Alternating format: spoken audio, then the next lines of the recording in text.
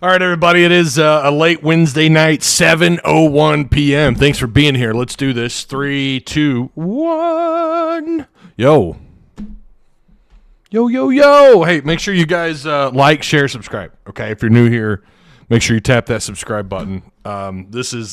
We broke some records last Monday. Last Monday, that was like the longest stream I've done in 2023, other than the watch along that I did with Don't Read the Comments podcast. That was obviously the longest. And then tonight is the latest weekday show that we've done so far this year. Pretty sure. I'm almost positive. Feels like it. All right. Let's make sure we're getting the shares out here. I want to make sure I'm doing my part as well. We're going to talk a little bit of football. I know basketball, it's always a slow build up to basketball. People are still, even though they say we're moving on to basketball, they're still not really, I mean, they're clicking every once in a while. They're kind of watching, but on this channel, mostly because I started off with football on this channel, it's always a slow build up to basketball. So why not break the ice now? Ooh, is there anything in the Celsius? No, there's not. It's empty. Damn it.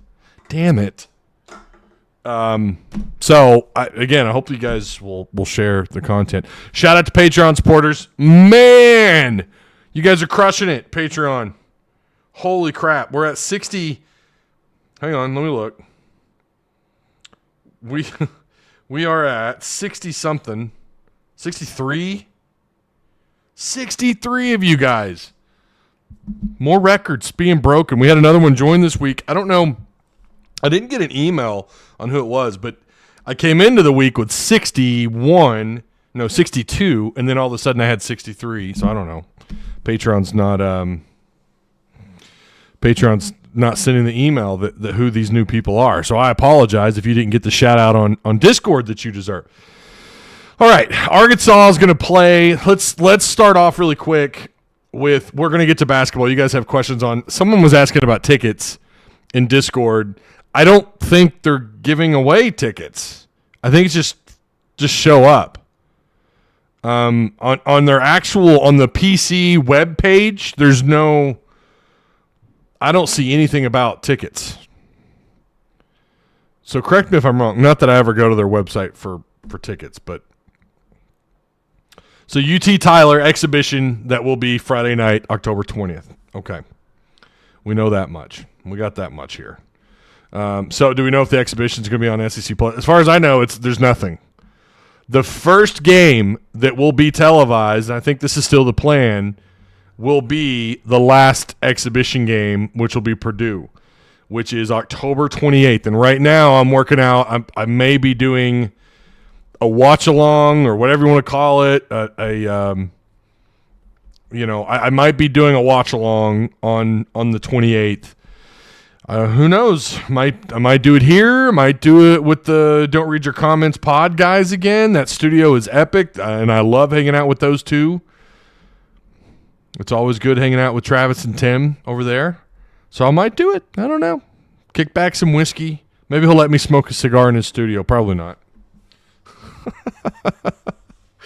But that Purdue game's at 3 p.m. Purdue is at 3 p.m. on the 28th. So, yeah. What's up? How you guys doing? Aaron Harbison, Anthony Odell, Jarrett Carrott, Mike and them. Welcome.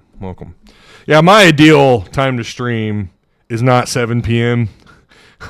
It's not. Like, this is the absolute latest. So some of you are going to wake up Thursday morning and be like, oh, damn, I missed it. Ty went live late last night. We have done these before. It's just been a while. Like during the week, I typically, because as soon as I'm done here, then it's, dealing with the kids. I mean, usually they take care of themselves. They brush their teeth. They go to bed. But you still have to pop your head in. You're the dad after all. If you're not, they tuck themselves in. They're 8. Well, the 8-year-old's about to be 9. She'll be 9 on the 28th. And then my oldest is 11. So they tuck themselves in. You got to watch them though. You're like, hey, did you brush your teeth? And they're not always honest about it. So I'll wake their asses up. Mom said you didn't brush your teeth. So I'm here to be Darth Vader. Go brush your damn teeth. Man, oh man. What an interesting build-up to what feels like the end of the football season. This is a very interesting build-up because you have Mississippi State coming into town. A part of you wishes Purdue was Friday night instead of UT Tyler. You wish this was swapped. I do. Because people are in town. What a way to get everybody excited, than to start off your first exhibition game, between UT Tyler and Purdue. And then also the next day you've got the football game, which would be at 11 o'clock. So you would have, this is Saturday, 3 p.m., but imagine talking about the Purdue game, but imagine if they were here on the 20th at 6:30 p.m. and then tomorrow, and then the following day, I say tomorrow, on the 21st, you have Mississippi State with an 11 a.m. kickoff. You know what else sucks about 11 a.m. kickoffs in Fayetteville? People that come to town and they want to go have a late night out on Dixon. And I'm going to tell you from experience, from people that I know, people I used to work with, and just talking to some of you guys, either in Discord or DMs or whatever, it sucks because you don't get to fully experience Dixon Street because a lot of people, what they do is they come in Friday night, they come to the game, and then they leave. They're gone. They leave Fayetteville. They're back. They're going home. They want to come. They want to experience some of the nightlife in Fayetteville. There's some stuff to do in NWA. It's not, a major area, but I mean, there's certainly some things to do. You have to map it out. But also, Dixon Street. I mean, not very many places have a Dixon Street. So you can't really enjoy it because talking to people, they're like, here's my normal routine. If Saturday is a night game or a late afternoon game, I go out to Dixon Street, go to George's, or, maybe I go eat at Doe's, or I go to Herman's, and then we hit up Dixon, and we just have a whole night. We're not usually back to the hotel or to the Airbnb until like 2 a.m., maybe 3 o'clock, and then we get up at like 11 and head down to the stadium, or 12. Now you've got to get up because it's an 11 a.m. kickoff. They're fully expecting this thing to be jam-packed, by the way, and I need to clarify something about that as well here in a minute. But you're going to have to get up like at 8 o'clock, shower, brush your teeth, take care of business. Check out of the hotel and then, or the Airbnb, whatever, and then go to the stadium. So your ass is going to be up. So you can't sleep in. It's just a couple hours. I mean, but come on, we've all been there, man. That's what sucks about 11 a.m. games in Fayetteville, especially when you haven't had a game in Fayetteville since September 16th, which was a PM game, by the way. And I talked to some people who were like, oh, my God, Dixon Street was lit. It's like, yeah, it's pretty fun. You know how it goes. Ty, Travis, and Tim. Yep, that's what it is. Doe's filet is freaking amazing. I've never been. If you guys have any questions or comments, fire away. Again, I know this is a late stream. Like I told you guys at the beginning of the year, these streams are going to be all over the place. And I don't expect on a 7 o'clock p.m. stream to have a whole lot of people in here, but I know the following day you guys are going to wake up and oh, shit, I missed his live. That's okay, though. Don't feel bad. That's on me. It's not on you. You guys apologize for that, too. And I'm like, don't apologize. You can't make them all. I get it. College basketball report earlier today, and I'm going to switch over to basketball here temporarily just for a second. No, you know what? We'll wait. Hang on. Let me. I'm gonna throw this in my notes because I forgot to do so. I'm gonna throw it down here so I can remember. Boom. Well, maybe I'll just screenshot it. College basketball report posted something interesting today. was just a few hours ago, and I had it pulled up on my screen. I just forgot to put it in my notes here. So, yeah, we're going to talk about that. Let's get something. You're going to be at the exhibition game? I don't think so. Now, Purdue, obviously, I'll be either here or I'll be at, again, I'll be maybe at the studio with Don't Read the Podcast.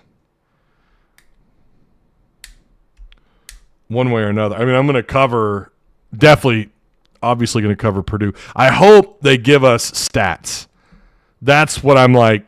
I don't know if they're going to. I'm assuming they are, but live up-to-date stats. Because it's not, I don't think it's on ESPN. I mean, the stat sheet, like the game itself is not on ESPN, is it? I didn't even look at that. I want to talk really quick about my stance on going to these games. Now, I've said before, and sometimes it rubs people the wrong way. Yeah, it's not on ESPN's schedule, as it wouldn't be, because it's not an NCAA sanctioned game. It's a exhibition. But I've said this before, and I've been pretty vocal about it. Make no mistake about it. If you have tickets, and I've always said this, if you have tickets, you should try to go to the game. But also, the only power that fans have when it comes to having any kind of say-so about what's happening with whether it's football, basketball, baseball, whatever. Look at softball. How long have the Razorbacks, how long have they played softball?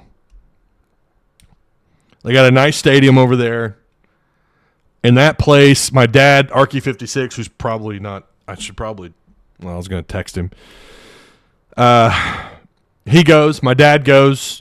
I know, I'm pretty sure I've got some uncles that go. I mean, it's attracting people.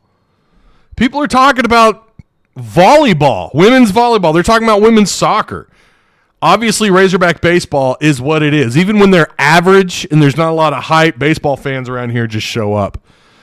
And the majority of that crowd is NWA folks, and baseball is a big deal up here. It feels like it's reaching the ranks of high school too. You're starting to feel something here. But it's always been a big deal, and Baum Stadium has never had issues. I mean, they're towards the top in attendance every year in the SEC, the most competitive conference in baseball. The point that I'm making is there's a winning product being put on the field, and fans support it. Now, I will also agree, and I think two things can be true at the same time, that win or lose, if you have access to the game, you should try to go. And going, even when things are bad, shows how loyal you are to the Razorback program, whatever it is, baseball, football, basketball, softball, soccer, volleyball, whatever. That's awesome. But the fans don't really owe the U of A anything. I always believe, and I'll tell you how I can back this up. I am a huge proponent of NIL. I am in big favor of NIL because these kids deserve, if they're drawing eyeballs, if they're drawing in money, they deserve a seat at that table. Absolutely. I am a free marketeer. Okay. Not to get political, but I am definitely a fan of free market capitalism. I am. And they have every right to have a seat at that table if they're contributing and if they're a major part. I go back to Darren McFadden. How many seats do you think he filled? Peyton Hillis, Felix Jones, Marcus Monk. Don't care about the later years and all that drama later on with basketball and everything. Don't care about that.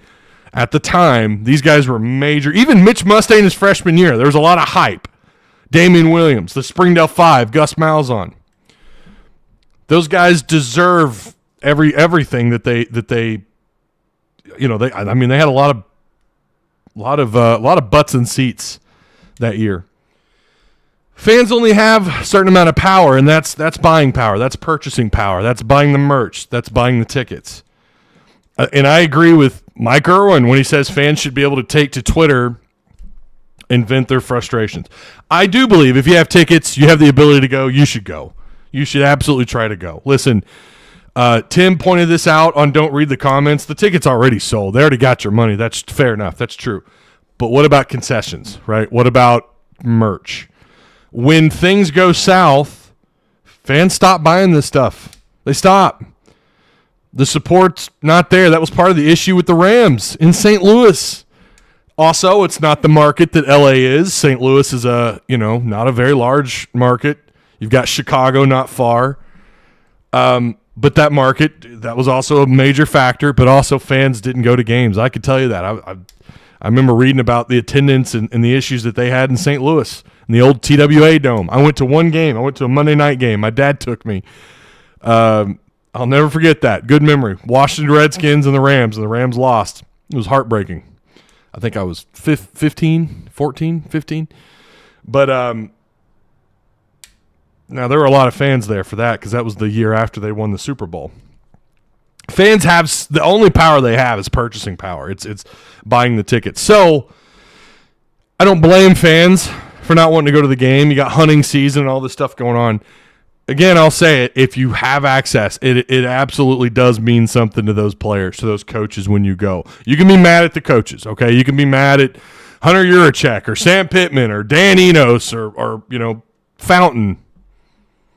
I've certainly had my fair share of frustrations with him. This year, I think, listen, I'm going to give credit where credit's due. 4 years later, special teams is actually they play a bigger role than they ever have under Sam Pittman. But so I just want to be clear. I think you should try to go to the games, but I don't listen. If people are going to guilt you into buying stuff, merch, of course when you're there, you're going to buy overpriced concession stand food. Of course you are. I mean, you're there. It's going to be, I don't know what the temperature is going to be like Saturday. Fortunately, it's 11 o'clock. So try to go to the game if you can. Support those guys. And they're saying 74,000. When I first heard that Sunday, I think or was it Monday? No, it was Sunday. It was after Sam that night, the night before when he did his post game with the media where he said they were expecting a lot of people. I was surprised by that. I don't know if they break 70,000 or not. I will say when you haven't played a game there in like 6 years in Fayetteville, yeah, people kind of want to watch their team. But that is the one good thing about Razorback fans. Even though anywhere else, if this were anywhere else, I don't know that they would break 50,000. Arkansas fans are, while they may be fickle when it comes to certain things like consuming the content, whether it's a YouTube channel or message boards or whatever, like they just tend to tune it out, right? It's there's other things going on, and they'll watch the games, but they'll click around more. They're not as interested. But that would happen anywhere. I do think Razorback fans are some of the most loyal fans in college football. I do. And I also think fans outside of NWA are the most fanatical, hardcore fans. I've said this since my Little Rock statement, playing in War Memorial. I said pull out. I hate that for the fans because I think those are the most diehard people are outside of NWA. NWA is a lot of transplants, a lot of people from around the country that go work for Walmart. Either they go work for Walmart HQ, Sam's Club HQ, or they work for one of their vendors that are all over Bentonville and Rogers and some parts of Fayetteville. It's just not. It's still, don't get me wrong, they're diehard fans up here, obviously, but I think the rest of the state kind of has it cornered when you're talking about like the most diehard fans.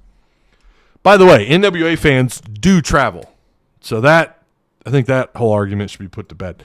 What up, Tyzilla, the Godzilla of Razorback shows? I appreciate you, Freddy Krueger.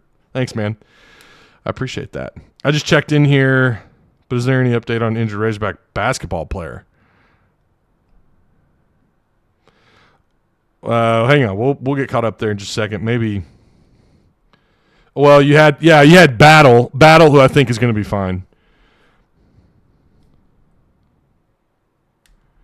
I think he's going to be fine come game time. I'm not entirely sure. I see a lot of Razorback fans around OKC. I dated a girl that lived in Yukon, which is right outside of OKC. I definitely came across a fair share of Razorback fans, for sure.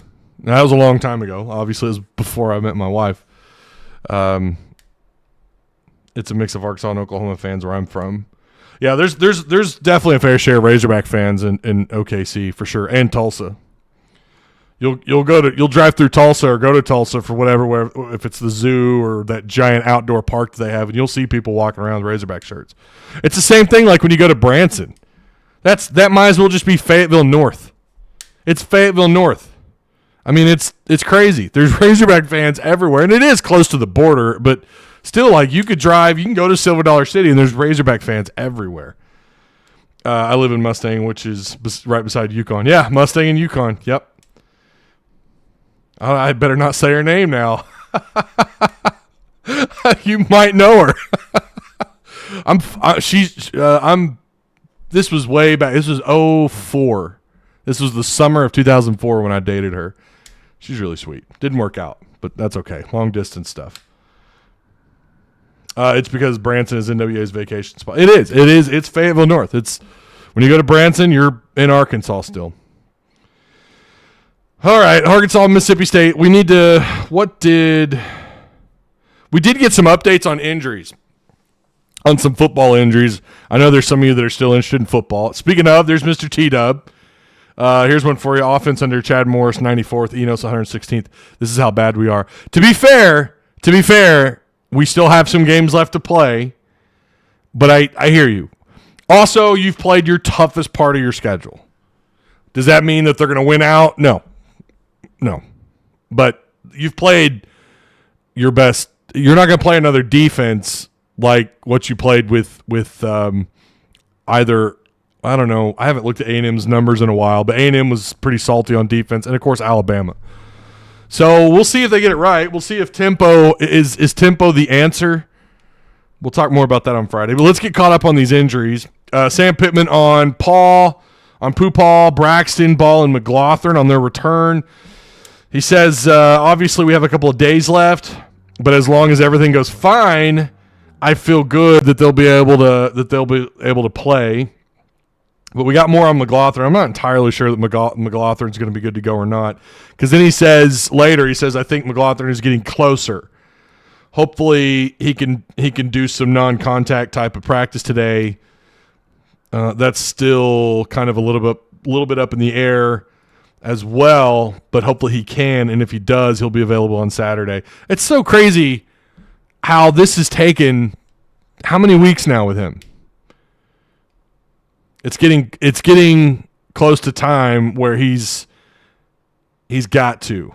If he's able to practice, he's got to get that done today, no later than tomorrow. So it sounds like they definitely want him out there. I mean, of course they do. Why wouldn't you? It's Dwight McLaughlin. I've been kind of surprised at how good they've played despite the injuries on the defensive side of the ball. Now, Alabama is not a fantastic offense. They are they're like 5 big plays and that's really about it kind of team. Like if they can't score off of their big chunk plays. But the craziest part about this is even though Alabama seems like they're still good, they're obviously better than probably 75% at least of the SEC and maybe that much in college football. But, like, Saban has found ways to take some mediocre Bama teams or maybe teams that struggle on one side of the ball or the other and still find ways to make the SEC championship and maybe even go on further and win a title. Can't think of a team off the top of my head where you thought they were this mid on offense. Like, this is the most – I don't know. I've seen some Alabama fans really complain about their offense. Like, man, if we don't get a big play out of the quarterback, we're in trouble. Now their running back found a little bit of success against Arkansas. Arkansas's run defense has been pretty salty this year as well, but at times they do give up. They'll give up at least one 15, 20-yard run, which is so hard to avoid these days. Kentucky Blue-White game is going to be on TV before SEC Network. I could watch Arkansas Red-White game. That's why I don't like the SEC Network. Could watch more games before the SEC Network. Yeah, I don't know what to tell you, J-Dog. The aquarium in Tulsa is pretty cool. We went like, how long ago was that? It's been like 5-6 years ago. It is pretty cool.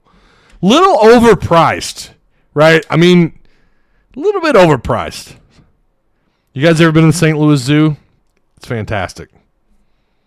I think pretty sure it's still free. St. Louis Zoo is pretty awesome. Appreciate the super chat, Mr. T-Dub, as always.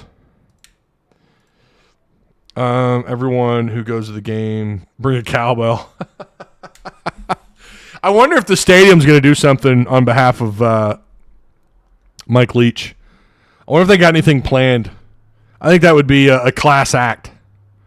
I think that would be like awesome. I really do. Hero Blake says, I'm so ready for basketball. Yeah, and it's like I was saying earlier when I was at the beginning of this, it's always a slow build here for basketball. It just is. We'll see when we start talking more and more in only basketball what the climb is, and then you have December where it gets a little, That's actually not a bad idea. What's not a bad idea, Kingsley? Welcome, by the way. It's been a minute, man. You're here when we got basketball, bro. You're here. You're there. I love it. I love it. Oh, we got, what is this? Charles Harper has his starting 5. Okay, I'm going to look at this. Brazile, he's given us the size, too, along with Mitchell, so a couple 6'10 guys. Devo, Ellis, Tremont. Well, a lot of people, they're on that Graham. Like, I've seen people put Graham as a starting guy on the floor. I don't know. I mean, obviously Devo and Brazile. I think you could see a Mitchell-Brazile combo. We'll see what he kind of wants to play with. We know it's going to be about an 8 to 9 man rotation. It is. It's going to be about, I mean, that's how it goes. He's going to shorten that rotation. Oh, the cowbell idea. Okay, I thought you were going to give me credit for the Mike Leach tribute on the screen or something, but that's okay. That's all right. My feelings aren't hurt or anything. The Purdue game for a charity game is going to be sold out. Is that what you meant to say? Purdue's going to be big. That's going to be big, and that's why I want to do a watch along. I'm going to do it either here, like I said, I'm going to do it here or the Don't Read the Podcast studio. All right. Hogs all preseason. Hogs all conference. Let's start that over. Let's try that again. Hogs preseason all conference. There we go. You got 2.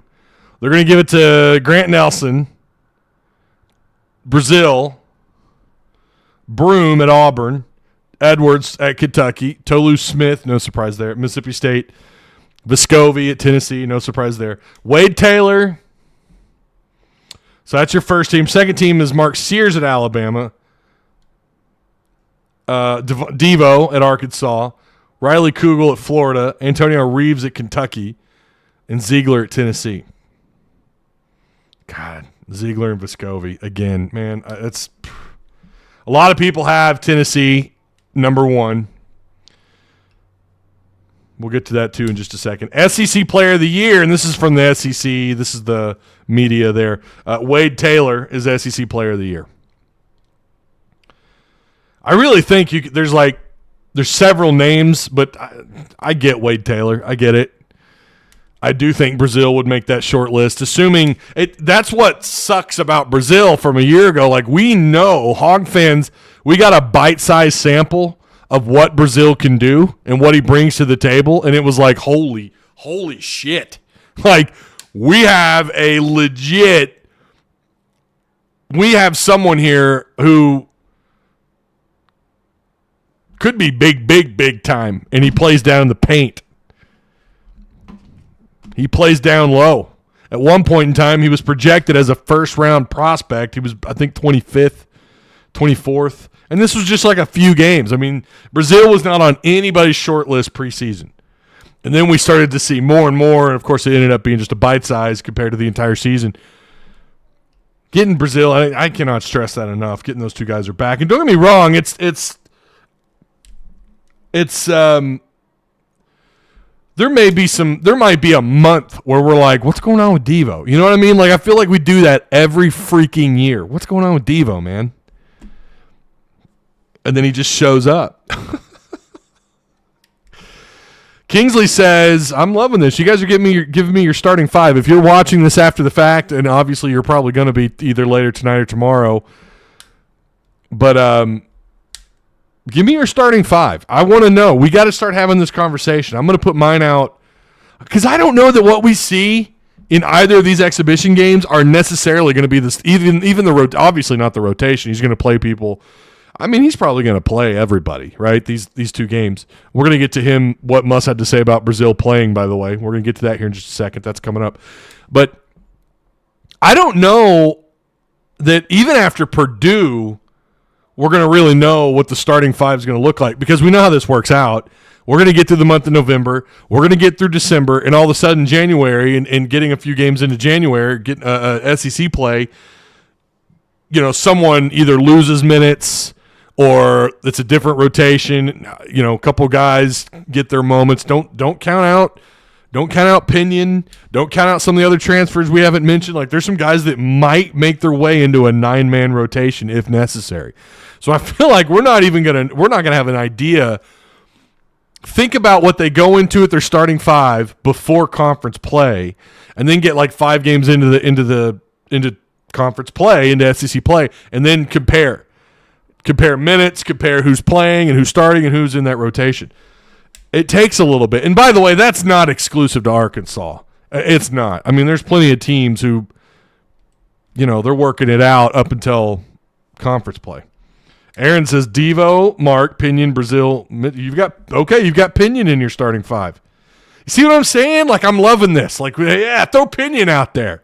He's worked hard in the offseason. There is certainly – sometimes that big leap is that freshman, a lot of the time, and it seems like sometimes no matter the sport, that leap from freshman to sophomore is one of the biggest leaps. And maybe Pinion, apparently he did good all summer. Musselman's, I think they're in good shape with Pinion. I hope. I believe at the moment he's probably going to have to work his way into rotation, and then we'll see. I don't know. Maybe I'm wrong. Maybe Muss is going to put him as a starter. Make sure you guys like, share, and subscribe. We don't even have 20 likes. Come on now. We can do better than that. Yeah, what about Blocker? What about Bay Fall? What about the newbies? Do they cut into the rotation? I find it hard to believe to see both of them, but you never know. Coach's rotation will have to be larger than usual. Yeah. You say that, but he's not going to rotate 11 to 13.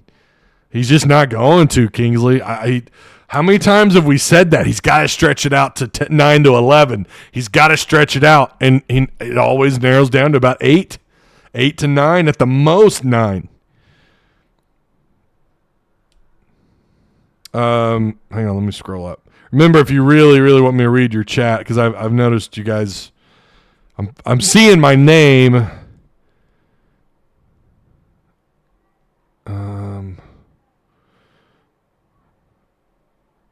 We need another Sidney Moncrief. Well, of course you could always use a Sidney Moncrief. Or Delph or Corliss, Thurman, right? You'd work those guys in one way or another. Yes, Pinion can do it too. Are you talking about getting into the rotation? Pinion doesn't seem to play defense. That was certainly one of the knocks on him a year ago. I don't know if that's still the case. He's just your corner pocket 3-ball guy. But he could apparently hit him from anywhere though. He seems like when the lights come on, he's hitting them in the corner pocket, but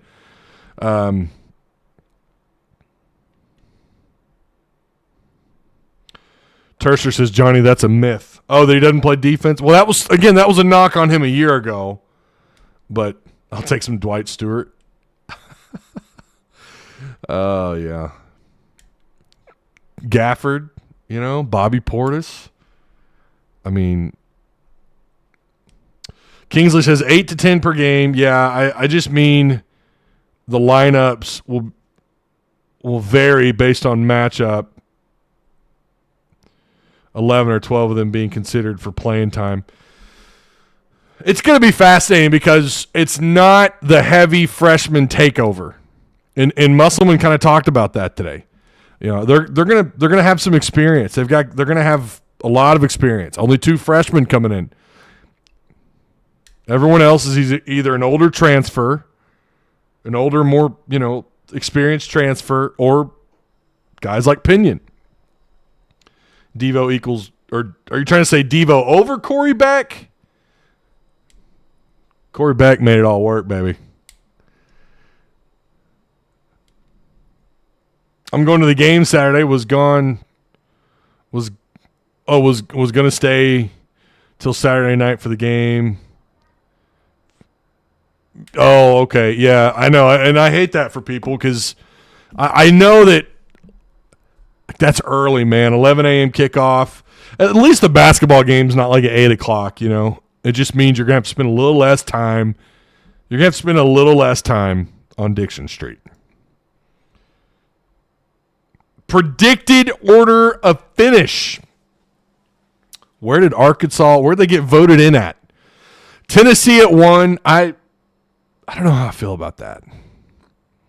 I don't know how I feel. I mean, I get it. They've got some great pieces. I mean, Ziegler and Vescovi. And I just don't know that I'm buying into them at 1 or not, man.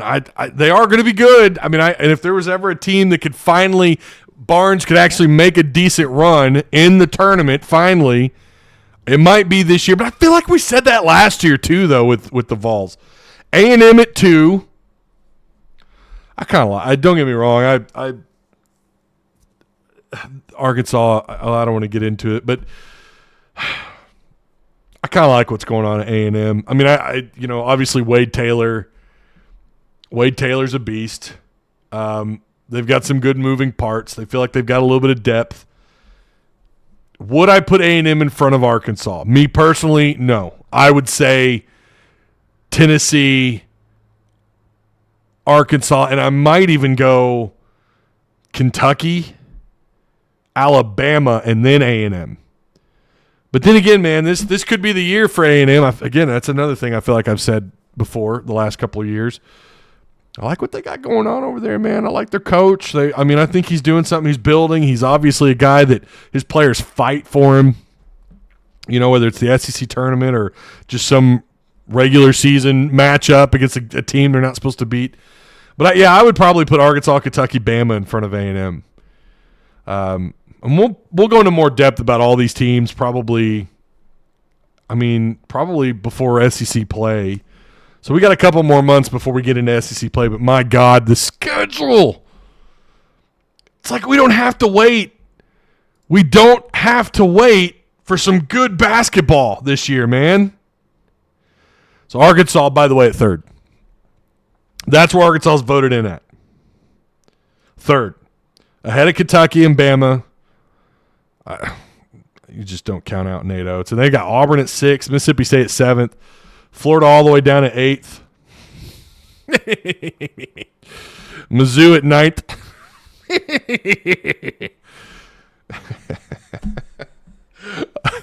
Ole Miss at 10th. Vanderbilt 11th. Georgia at 12th. God bless Georgia. I mean, man, there's a part of me that just – I know they dominate football, but they're just so bad at everything else, Are they bad at track, too? I think they probably are. Probably bad at water polo. I don't know how they're women's sports. I don't know how they do in women's sports, but Georgia's just – it's like they've traded in everything to be good at football. And I'm sure their fans aren't complaining, okay? I'm not saying they are. I just I don't know. They've had some changes at Georgia, and we'll see what they can do this year. And then LSU, 13th. You love that. South Carolina at 14th. So, again, Tennessee 1, A&M 2, Arkansas 3, Kentucky 4, Alabama 5, Auburn 6th, Mississippi State 7th, Florida 8, Mizzou 9th, Ole Miss 10th, Vandy 11th, Georgia 12th, LSU 13th, South Carolina 14th. Just imagine next year it's going to be a larger list. Yeah, so there you go. You guys, what would you say? I would have Arkansas. I think Arkansas is the second best team in this league. I'm very high on them. I'm not going to say that I think they're Elite Eight, Final Four, whatever. I've done that. I've been pretty damn close, man. These last 3 years, I have been close. And last year was it was just crazy. I mean, you lost 2 potentially huge stars. It ruined Nick Smith. I mean, Nick Smith, legit top 8 pick. He was a lottery pick. That's all anyone was talking about. This is the best player to come out of here. You know, he's going to do this and that. His potential's high. He's a little raw. We'll see what he does in the NBA. But then he comes back, and he shouldn't have. He shouldn't have come back. By that time, the wheels were already turning. The gears were turning. The cogs, the wheels, the gears, everything's turning. They're trying to figure this thing out. Devo's kind of become a two-way player, an elite defender out on the perimeter, and then he was scoring, and you were already without Brazile, so you were trying to fix that situation. You had guys like Graham and some other guys that were giving more than we thought they would. And then Nick Smith comes in towards the end of the year, has one pretty decent game, and then the chemistry was just all wrong. I believe had they never gone to Europe, had they just stuck it out here, had he avoided the injuries, and that's just part of it, I get it, but just saying, I think that was easily an Elite Eight team. Now, also, bracket play matters, and who they had to play, that probably, it didn't matter if I don't know if Nick Smith and Brazile turns the tide against who they ended up getting eliminated by, if that was enough or not. Those guys were on fire in March. They were good. That was a really good team. Maybe. Who knows? You got to remember, Arkansas was handicapped all year. So who knows? They probably, and like I said last year, they would have been a higher seed. Probably could have lasted another round. They would have at least been a higher seed. But whatever. That was then. This is now. To me, I just think they're, if I had to guess, I will do this. I'd say they're a top 5 seed, top 6, top 5 seed. If everything goes according to plan, could be a top 3 seed. If everyone stays healthy, if knock on wood, I say I'm not into jinxes and stuff, but then I know you guys are, some of you, so I want you to feel better knowing that I'm knocking on wood. I don't buy that, never have. I don't believe in the curse stuff. But if everything goes according to plan, I think that the ceiling is sky high for this team. And there's a reason why, even with all the changes, with only bringing in 2 freshmen, with the exodus of players going to the NBA, no Black, no Smith, no Council, no Walsh. Walsh turning heads in Boston, by the way. Go Seas. Go Seas! There's a reason why people still believe Arkansas is a top 3 and a top 12 to top 14 team in college basketball. They are buying what Musselman is selling. And 3 straight Sweet 16 should speak for itself. Devo, Brazile back. Lenardi, speaking of seeding, Lenardi has Arkansas in the South bracket in Pittsburgh as the 4 seed. Now, that was from last week, but right now he's got 9 teams out of the Big 12 going into the tournament, 8 out of the SEC, which was the quality of coaches, man. It's the best. I think the quality of coaches is the best this league has probably ever seen. It's incredible. Granted, some of it's unproven, still have to prove it, but the potential's there. Big 10 with 7, Big East, they have it 6, but I think of those 6, they're probably going to have a good portion of them advance pretty far into the tournament. PAC with 5, ACC with 5, American with 2, and the WCC with 2. So 9 and 8 between the Big 12 and the SEC. I hope we sweep A&M, says Mike. I hate them. Who do you hate more, A&M or Mizzou? And that, by the way, just because you hate a team doesn't make them your rival. So you can stop with that nonsense right now. Alcorn State, November 6th. We've kind of been over this. It gets interesting.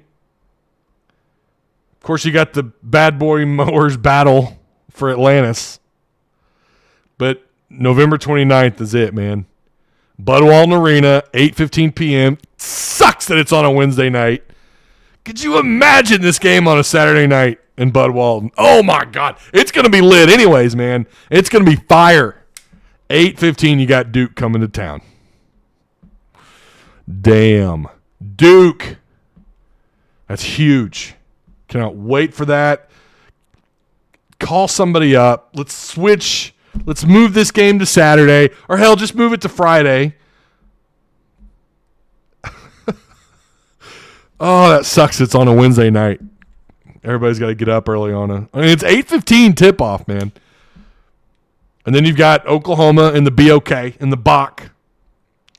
And then you start conference play a little while later on January 6th.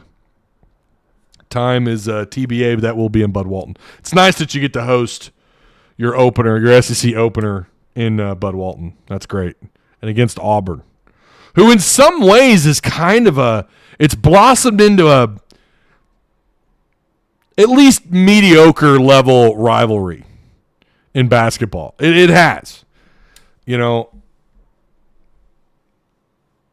upsetting them in Bud Walton and the back and forth between the two teams. And then you have Pearl running his mouth. So it's good that you get to open up with them at home. Hit that like button. This is the best commentary. I appreciate you, Leslie. You're awesome. Thank you so much. Number one, Boateng signed with Mizzou. Yeah. Hey, Ty, what's up, Tim? How you doing, man? Have your people hook me up with some tickets to the Duke game. God. Have we tried looking up the ticket prices on that yet? Has anyone looked into that? Because I feel like, see, this says on ESPN tickets as low as $414. That is insane. $414. This is a big one. Kentucky right now, according to ESPN, says tickets as low as $200. And then at Kentucky, if at Rupp, it'd be $111 for those of you who want to try to go to Rupp. That could be a big game, man. And of course, you love how this ends. You love how the season ends. You get Missouri on the 24th after playing on the road in College Station. Golly, February is crazy. February is kind of nuts leading into March. February 14th. Uh-oh. Hot date night. You've got number 9 Tennessee. And right now, those tickets are as low as $78. Just to give you an idea, top 10 SEC opponent that could also be considered a low-key, I think it's an organic rivalry, if you want my opinion, baseball, football, maybe in basketball to a lesser degree. But this is a top 10 opponent, and it's $78 as the tickets are. That's the tickets as low as category on ESPN. I'm sure you can find them cheaper. I'm just going off what they say. I don't really look at the other sites. I don't really look into buying tickets because I'm always here. I can't go to the games. I got to be here. I've got ads and stuff to run and all that. But then you get on the 20th at College Station, Missouri. I think Missouri is going to be better. I think Missouri is going to be better than people think. Those tickets are $72. I think those tickets will go up. I'm willing to bet Missouri that those tickets are going to go up. I'm not saying they'll be ranked or whatever. Vanderbilt on the 27th. But you in February, you've got Tennessee at College Station and Missouri. 3 probably could be really good teams. I definitely think Tennessee and A&M are going to be good. And then in March, you've got March 2nd, you have at Kentucky, at home against LSU, and then at Alabama. That's how you end the season. Good God. That's brutal. January looks, you really could start conference play. If we're buying in, right? If you're buying Arkansas stock, Arkansas Razorback basketball stock, you really could, knock on wood, okay, assuming you don't drop the ball against Oklahoma like they have done before. You got Furman before that. This is in December, and, of course, Duke in November. But you could be riding a win streak by the time you got to get ready for A&M to come to town. You could. You got a couple of road games at Georgia, at Florida. I'm so ready. I'm just so ready. Kentucky on January 27th. I mean, there are some fantastic games in Bud Walton this year. Holy crap. And it's because the level of competition in basketball in this conference has gotten better.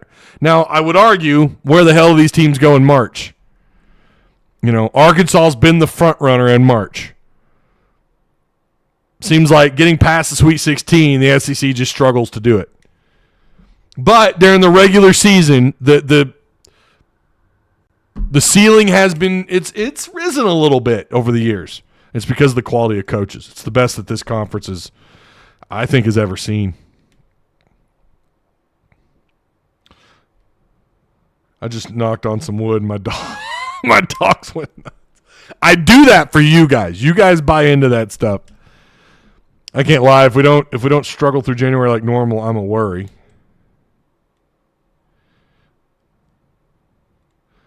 Tim B says basketball is going to be on fire. Arkansas Nation deserves this. We thought that last year, but to be fair, again, I hate saying it because you all know what's coming, but those injuries were just, they decimated. They were so tough to play through for this team, and yet they still found a way. And I think, too, experience has turned out to be the key in March. While you still can win, and Musselman gave a lot of compliments today to Calipari, talking about if there's anybody who could do it with a bunch of talented freshmen, it's Calipari. And I think he's right. And that's why I think Kentucky might be better than people think. Let's get on to Trevon Brazile. Let's see what he had to say about all this. Is Brazile ready to go? Muss says, oh, he's ready to go. Musselman said that on the SEC Nation desk today. He says, I mean, he's had an incredible rehab process. It's been a long process, but we've been patient. Coaching staff has been patient. Trainers, TB himself, but he's ready to roll. Is Brazile playing soon? We don't know what he'll do Friday when we have our exhibition game. He might play. He might not play. Gotta love that, right? He'll for sure a little bit against Purdue, and then we'll roll into the regular season. I mean, I get they're trying to play this safe, and I get it. You know, I certainly questioned. By the way, I talked about a couple of weeks ago. I mentioned I'm not a doctor. I'm not in sports medicine. I literally, after that show, someone DM'd me and they're like, hey, I used to work in sports medicine, just giving you a heads up on what's going on. So I appreciate that. That was awesome. I was like, oh. I don't know if I replied. I apologize if I didn't. I think I did. Sometimes after a show, I'll get 2 or 3 DMs. Every once in a while, I'll get a call. I've got 3 people that like to call me, and I do appreciate that. I'm sorry. Sometimes I'm just not available. But I do appreciate people, filling me in on some stuff. And I, thinking that over, this is the right approach. Given their history, given what they had to deal with last year with Nick Smith and Brazile, well, Nick Smith, mostly the way they kind of played that injury or the way they dealt with it, it makes sense that he's kind of light. He's not giving you the whole story. And I think that's because they don't think he's probably going to play a whole lot until maybe Purdue. I'm hoping we see him get as many minutes as he's comfortable with and as they're comfortable with as a team. But I really hope we get to see him for at least 15, 20 minutes. I just want to watch him go off. I've heard there's been some good practicing going on. I've heard he's performed pretty well. He's stood out. I would love for fans to get a taste of that, but you also listen, you got to play it long term, and I understand that as well.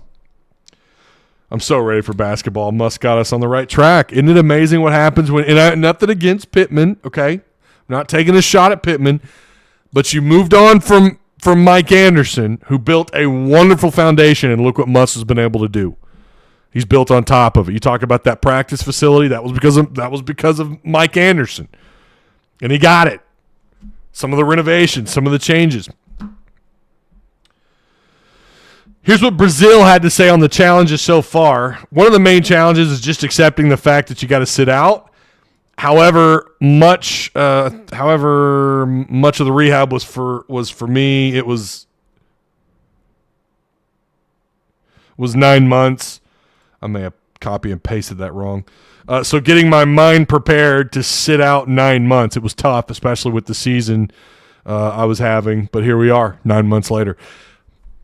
Sometimes too, you get these guys that come out of rehab, and I'm not trying to plant sunshine pumping rays directly into your ear holes and into your eyeballs. But sometimes you do get these cats, and every injury is different. Okay, every rehab process is different per individual. Some of us heal quicker or slower or whatever. The long-term picture is different for everybody. But sometimes you get these guys that come out of rehab, and they're even better. So we'll have to wait and see. We got to temper expectations. Let's see what Brazile does first. And that's why I say I would love to see him get some at least 10 or 15 minutes against Purdue. I don't know what to expect. One of the conversations that's being had in our Discord and a conversation I've had with someone in the DMs is that if you lose that game to Purdue, or if you get blown out, because Purdue, I mean, y'all at Purdue, I'm just going to say, if you get blown out, then what does that mean? Well, it probably means, Musselman's experimenting with the rotation. He's putting guys in different roles. He's trying to figure things out. I'm not making excuses, okay? I'm not. But they did get blown out against Texas last year in an exhibition game, and they still managed to make it to the Sweet 16. I mean, I remember after that game people being like, whoa, we're going to be terrible this year. Now, they ended up being right, but not based on what we really knew at the time, or based on, we didn't have a crystal ball. We didn't know what was about to happen with the injuries and whatnot with Brazile. Hold on, I got that backwards. I don't think anybody knew, even after that Texas game, that the conference play would be as bad as it was for Arkansas. I mean, it was rough. There's no doubt it was rough, and I do believe that. I mean, we said it here on the post-game shows and during the week. Like, I don't know what to expect from these guys. This is pretty bad. I mean, we had them out of the tournament last year. I said they're not going. I mean, there was a point. I mean, my God, they finished horribly in SEC play. But it just kind of goes back to the way Musselman, I think, builds these teams, man. He builds these guys to be it's a tournament. I think that's what's always at the forefront of his mind. How do we have success? We got to get to the tournament, right? We got to get preferable seeding. And in order to do that, you got to win, right? You got to win big games. You got to win. You start talking about the analytics and the rankings and all that stuff. We certainly got to get there and get a decent seeding. But for some reason, well, I mean, we know why, because it's worked. The chemistry has worked. The formula has worked. He builds these teams for March. So I'm going to try my best not to panic. I think we all hit the panic button last year. And maybe we should have taken more from that Texas game. I don't know. That was pre all that drama, right, with what happened there with Texas.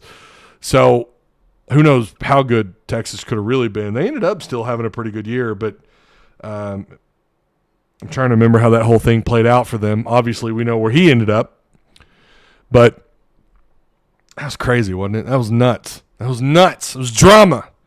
Did Ole Miss just inherit some baggage? I don't know. I will never put a Coach Miss team out of the tourney until it's mathematically impossible, says Stephen 1383. Well, not now, but let's not kid ourselves. There were a number of people, myself included, and people in this chat who thought this team is not, there's no way, they're out. Now, I do it based on a week-to-week basis. I do it based on what I've seen and what I think, what they're about to play, based on what I know at the time. But I did say at the beginning of the year I thought they were going to be a pretty good team. But I did in the middle of the year. I said this team is not going tournament. They're not going dancing based on the way they've played. And it's weird because when Nick Smith came back, we all thought he was the answer, and we saw what happened. It was just a rough scenario. Didn't work out. There was no chemistry. I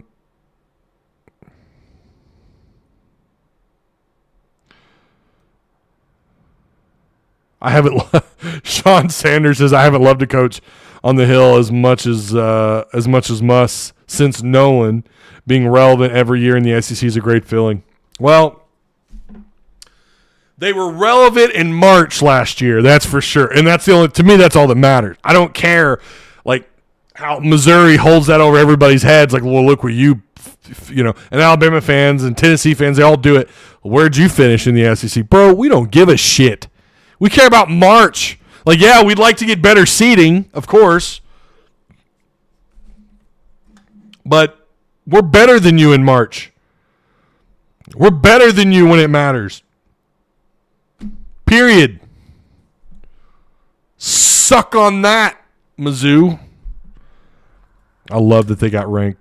I love that they're down there this year. So what I was going to allude to earlier, college basketball report, I said it, I hinted it, and then I didn't. So I told you I'd save it. This is if you don't follow them, they actually have okay content. Sometimes their takes are whatever, but they're pretty legit. They've got 6 guys here who did their preseason Final Four picks. Parker, I don't know who he is. I only follow them for their tweets. Does not have Arkansas. Abe has Arkansas in the Final Four.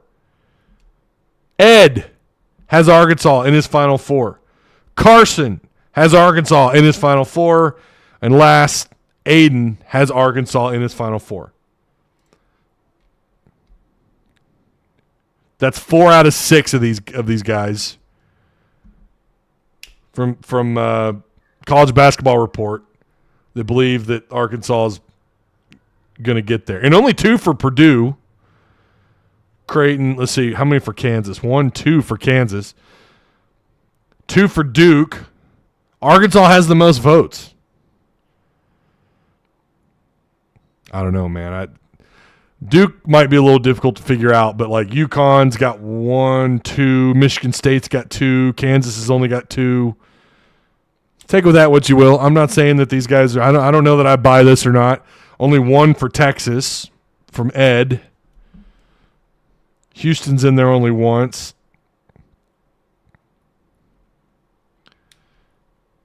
Kentucky's in there. Carson's got Kentucky and Arkansas.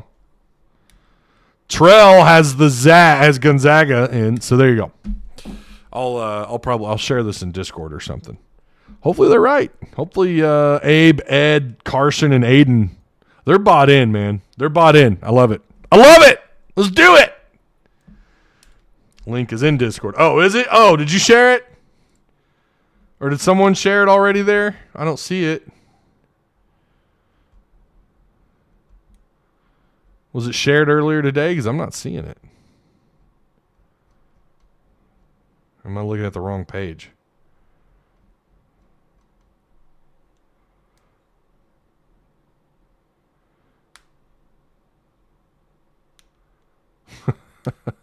Okay. The Bob Holt. You're talking about Bob Holt. My bad. Well, I don't want to flip my screen. I got a whole bunch of stuff. Where is that a Twitter thing? Hang on. Let me pull it up. We rolling. Uh-oh. What did Bob Holt do? I almost called him Rob Holt. Okay. We'll react to this together. Hang on.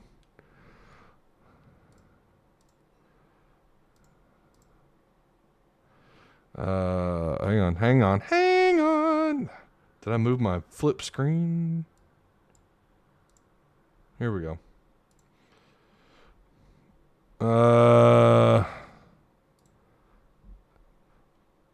Okay, here we go. Oh, you know what? I better make sure you guys can hear this. Oh, I'm gonna get hit with I'm gonna get hit with a copyright. Oh, well. Here you go.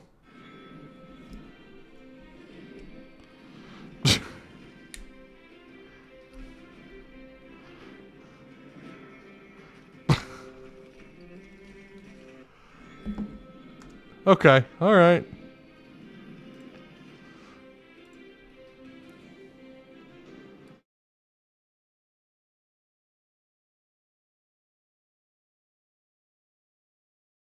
All right, there we go. Yeah, I'm sure I'll get hit with a screen or a copyright infringement. That's all right. HBO's going to come get me. Game of Thrones. Bob's great. Bob Holt is a good guy. I like Bob Holt.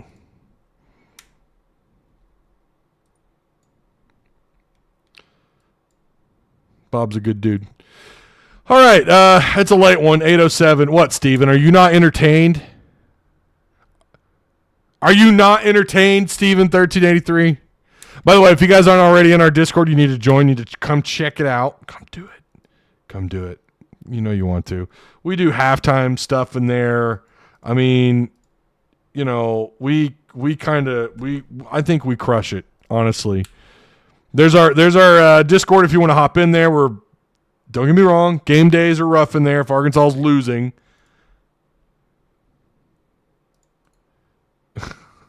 And there's Patreon if you guys want to join that as well. You guys are always welcome to join that for sure. I can't lie. I miss the halftime shows on Discord. Oh, that's right. You left. That's right. You left. Jarrett Carey. Yeah, y'all got to get in there. You need to get back. Listen, there's going to be people who disagree. There's going to be people who, you know, we do try to avoid the politics. We do. I mean, you know, it's a lot of fun. Yeah, but how is the Odd Soul? The Odd Soul is great. The Odd Soul is fantastic.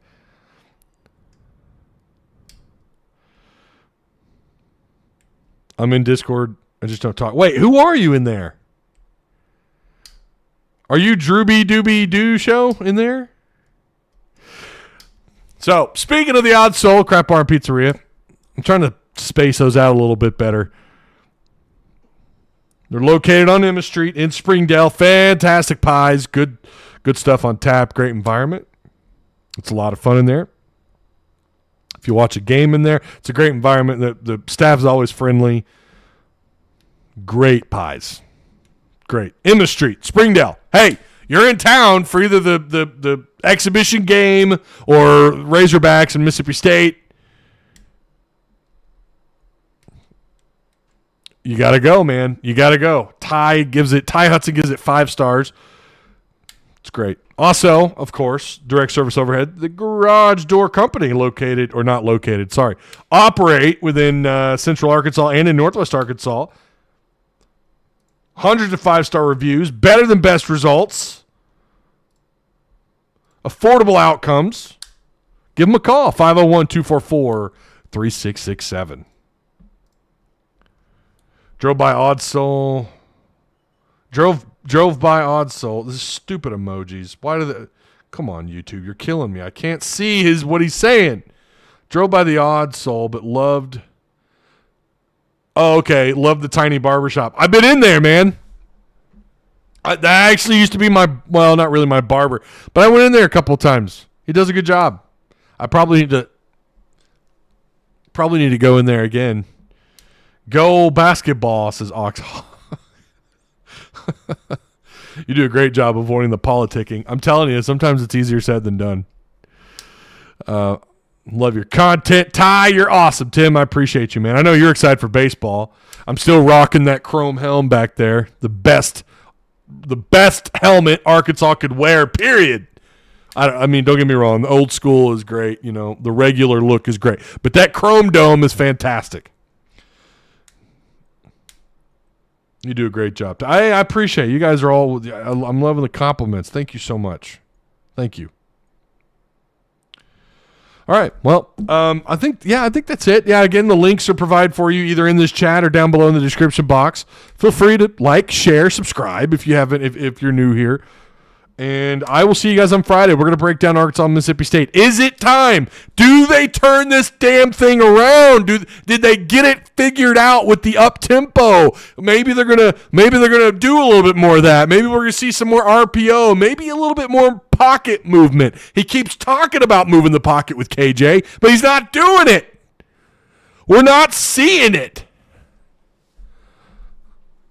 Come on, do something. It's like that meme where the guy dressed up like a ninja and he's got the stick and he's poking. Come on, do something. Like, that's what we're waiting for.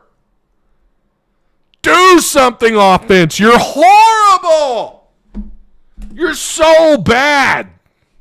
I'm not going to go on that rant. We're going to wait till Friday. Defense is like, yeah. And then the offense is like, no. All right, we'll talk about it on Friday. It'll be exciting. I do plan on that being a little bit later in the day. Before, what time is that exhibition game again? Hold up. We better get that figured out. It's at 6:30. So I plan on probably trying to be live somewhere between 4 and 5, somewhere in there. So you guys make sure you hit the notification bell. I'll see you on Friday. We're gonna talk this thing through. We're gonna talk about it together. I'm looking forward to it. I'll see you then. That's it. I'll see you then. I'll see you Friday.